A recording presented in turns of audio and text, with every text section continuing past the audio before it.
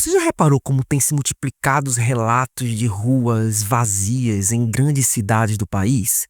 Aí o povo que quer vir montar as coisas em Goiânia tem que saber, ó, fechada, fechada, fechada, fechada, fechada. Goiânia acabou. Mas pra você ver também um monte de loja fechada, ó. Olha só, tudo com placa de aluga-se. Sua cidade tá desse jeito também? Na José Paulino, no centro de São Paulo, Bom Retiro. A situação que se encontra uma das avenidas principais de Contagem. Olha só, uma rua que antes você andava, as pessoas te atropelavam no passeio. Olha isso. A verdade seja dita, viu, gente? Muitas lojas em Caruaru estão se fechando, ó. O comércio de Caruaru está muito fraco mesmo. Em Belém do Pará tá uma crise danada. Muitos pontos que estavam alugados, tá tudo desalugado agora. Rapaz, e muitos supermercados que já fechou, viu, gente? Muitos supermercados fechando em Belém do Pará. Tu é doido, rapaz. Lojas cada vez menos cheias, vitrines mais tristes. Não é só uma sensação, gente, é uma tendência. Esse pessimismo no varejo alcançou níveis que não se via desde a pandemia. Hoje, a gente vai tentar destrinchar por que é que isso está acontecendo. Quem é que tem culpa nisso aqui? E o impacto real disso nas pequenas e nas grandes lojas. E o que os trabalhadores, o que os empresários devem fazer agora, para não serem pegos desprevenidos. Fica comigo até o final.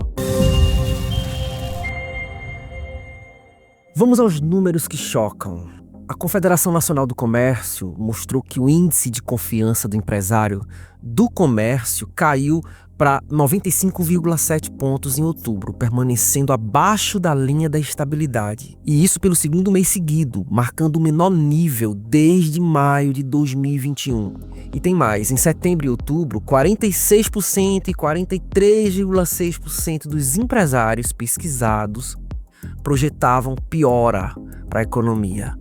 E um detalhe, esses são os maiores percentuais desde julho de 2020, no pico mesmo da pandemia. Essas quedas, elas refletem o sentimento que muitos empresários estão tendo, né? Eles estão investindo cada vez menos e contratando também menos. E o que será que está empurrando o varejo para baixo? Quais são as causas, né? Existem 3 grandes fatores que aparecem com força. O primeiro deles é os juros em patamar muito alto, a famosa taxa Selic, né?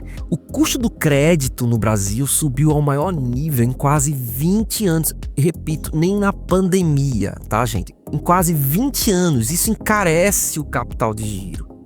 Os empréstimos, os financiamentos para os lojistas e consumidores, o resultado é menos investimento, menos consumo. Outro fator é o endividamento e a inadimplência das famílias. Pois é, gente, a Confederação Nacional do Comércio registrou que 30,5% das famílias tinham contas em atraso em setembro. Esse é o maior nível da série, tá? Então, com muito mais famílias sem margem, o consumo vai encolhendo. E a terceira causa disso tudo é a desaceleração da atividade econômica. Indicadores do IBGE mostram um arrefecimento. Em conjunto com essa inflação que ainda está presente, isso vai corroendo a renda real das pessoas, vai corroendo a confiança. E disso vem um impacto nas grandes redes e nas pequenas lojas. Os efeitos são diferentes, mas são extremamente dolorosos para cada um desses níveis do varejo. As grandes redes, por exemplo, elas têm mais caixa, elas têm mais acesso ao crédito, né? Elas conseguem negociar com fornecedores, conseguem automatizar os seus estoques, conseguem migrar as suas vendas para vendas online. Mesmo assim, segmentos sensíveis aos juros, como por exemplo eletrodomésticos, móveis, veículos, registraram uma queda expressiva nas intenções de compra. O consumidor não está comprando. E a situação fica mais grave para pequenos comerciantes. Esses lojistas de rua são os mais fragilizados. Eles dependem desse fluxo físico de consumidores, eles têm pouca folga de capital, têm menor acesso a um crédito barato. Ou, por exemplo, quando o consumidor fica inadimplente, a pequena loja é a primeira a sentir. Queda no faturamento, queda no estoque, né? Dificuldade para pagar aluguel, dificuldade para pagar funcionários. A confiança dos empresários de micro e pequeno porte vai recuando fortemente nessas últimas pesquisas. E com isso a gente vê 2 consequências práticas. As lojas que fecham definitivamente, né, não conseguem mais resistir a essa situação, e outras lojas que vão ficando no modo defensivo. Elas acabam reduzindo as contratações, acabam adiando os investimentos e vão cortando os custos do que dá. A pergunta é, o governo tem culpa nisso aí? Onde é que o governo entra nessa história? A gente tem 3 pontos que merecem destaque aqui, vejam só. Primeiro é política monetária versus política fiscal. O Banco Central elevou a taxa Selic, né, que é a taxa de juros, e isso sinaliza a manutenção desses juros para segurar a inflação. E, detalhe, essa é uma decisão técnica, mas tem um custo econômico real. A responsabilidade direta da Selic é do Banco Central, não é do governo, tá? Ainda assim, a expectativa sobre os gastos públicos e a esperança de reformas fiscais influenciam no cenário macroeconômico e isso obriga o Banco Central a manter as taxas altas, tá? O segundo ponto é a estrutura tributária brasileira e o custo Brasil. Sim, queridos, as cargas, a complexidade tributária, os impostos, obrigações, preços, que muitas vezes são regulados, vão pesando sobre as margens do varejo e sobre a competitividade, especialmente para os pequenos empresários. Políticas públicas que facilitam crédito orientado, que desburocratizam e reduzem os encargos. Isso teria um impacto direto, mas isso não está acontecendo, pelo contrário. O pequeno empresário está diante de uma taxa de custos, de tributação tão elevado que ele se sente até desacreditado de que a situação vai melhorar mais. Então nunca foi tão evidente esse custo Brasil para quem quer empreender nesse país. É realmente complicado, né? O governo não está fazendo o dever de casa de cortar gastos, né? Pelo contrário, tem gastado como nunca e agora, né, para cobrir o buraco que é formado por essa má gestão, eles aumentam a carga tributária, né, especialmente sobre quem empreende. Tá complicado. E o terceiro ponto são as medidas de estímulo e de proteção social que faltam, né? Um quadro de famílias endividadas, menor consumo, deveria sim ter respostas fiscais e programas sociais bem direcionados e de forma rápida para mitigar esse choque de demanda, né? Mas essa demora nessas medidas agrava o pessimismo. E sim, há um papel estatal, não é só de responsabilidade, mas de escolha de prioridades.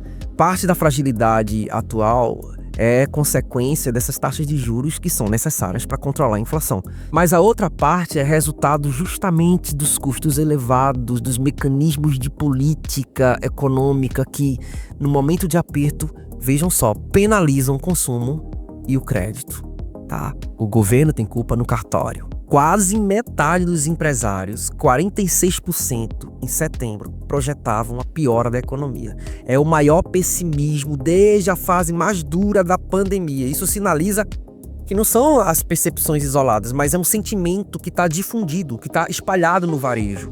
E aí você tem 1/3 das famílias com contas em atraso. Imagine 1/3 da população consumidora com restrições, sérias restrições. Isso vai corroendo qualquer perspectiva de recuperação rápida. E por fim, a gente está vendo uma intenção de investimento abaixo do neutro, ou seja, uma queda acentuada nas intenções de contratar. Vai se tornando um ciclo vicioso que vai impedindo a criação de empregos, que vai reduzindo essa renda agregada. E esses dados não são números só, representam portas de emprego, representam a esperança de uma nação que vai cada vez minguando, né? As pequenas empresas que vão fechando as portas, que não vão sobrevivendo, famílias que vão perdendo sua renda. E a gente não pode ignorar que um dos fatores que mais transformou o varejo nos últimos anos foi o crescimento do comércio online após a pandemia, né? Quando o isolamento social ele começou a forçar o fechamento de lojas físicas, bilhões de brasileiros começaram a migrar para as compras pela internet, incluindo até aquelas pessoas que nunca tinham comprado online antes, né? E essa mudança de comportamento, ela veio para ficar. Essas grandes plataformas de e-commerce, elas investiram pesado em logística, em frete rápido, em marketing digital, conquistou uma fatia cada vez maior do consumo nacional. O resultado é esse, é um novo hábito de compra. O consumidor passou a comparar preços, prazos com um clique. E muitas vezes prefere até esperar alguns dias por um produto que esteja com preço mais em conta do que sair de casa para comprar ele na rua. Isso é um comportamento que está comum. E para o comércio tradicional, esse avanço digital representa um desafio enorme. Pequenos lojistas acostumados, né, ao movimento de rua, ao contato direto com o cliente, eles começaram a sentir uma queda drástica nas vendas e começaram a ter dificuldades para competir com gigantes online. E Além disso, o custo de se digitalizar não é fácil, tá, gente? Tem que montar site, tem que investir em anúncio, tem que investir em logística. É um custo que é alto para quem já está enfrentando margens apertadas. Ou seja, esse boom do e-commerce pós-pandemia, ele abriu novas oportunidades para quem conseguiu se adaptar, mas também é um dos fatores, né, que, somados aos anteriores, tem acelerado o fechamento de muitas lojas físicas que não acompanham essa transformação digital. Mas aí a gente pensa, né, o que é que os comerciantes podem fazer? O que é que os trabalhadores devem procurar fazer? Não é tudo tragédia, gente. A gente tem caminhos práticos que a gente precisa fazer como sociedade para mitigar, para tentar se adaptar à situação. Se você é um lojista, se você é um trabalhador do varejo, preste atenção nessas ações concretas aqui, preste atenção. Primeiro, digitalização urgente. A gente precisa estar online, né? Marketplaces, vender pelo WhatsApp, cardápio digital, agendamento e retirada na loja. O cliente de hoje não é o cliente de 10 anos atrás. Depois da pandemia, o próprio cliente mudou. O comércio precisa acompanhar esse cliente.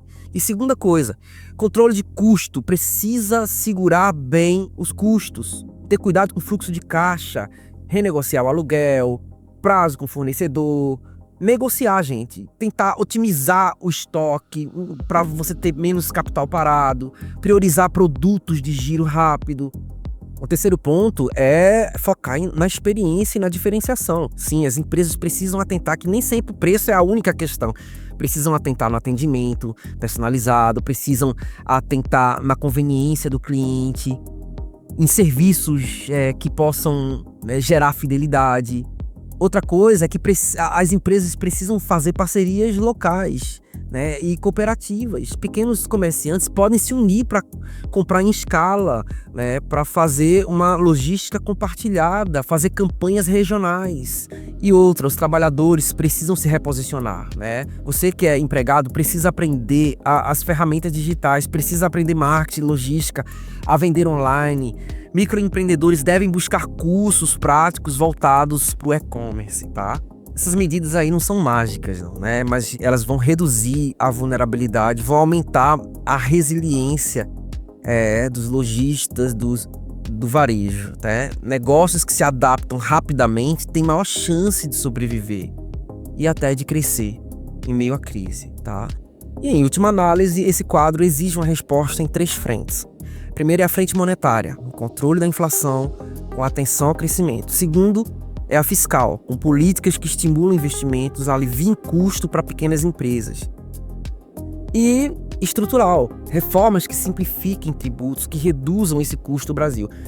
Enquanto isso não acontecer, o varejo vai continuar nesse modo defensivo, com menos contratações, menos investimentos e, infelizmente, mais lojas fechando. Se você é um trabalhador, por favor, atualize. Se você é lojista, digitalize o seu negócio, controle o fluxo. Se você é eleitor, atenção, cobre políticas que estimulem a economia real, o crédito responsável e a simplificação tributária, porque o Brasil, sinceramente, o Brasil não aguenta mais esse peso tributário que tem sobre as costas.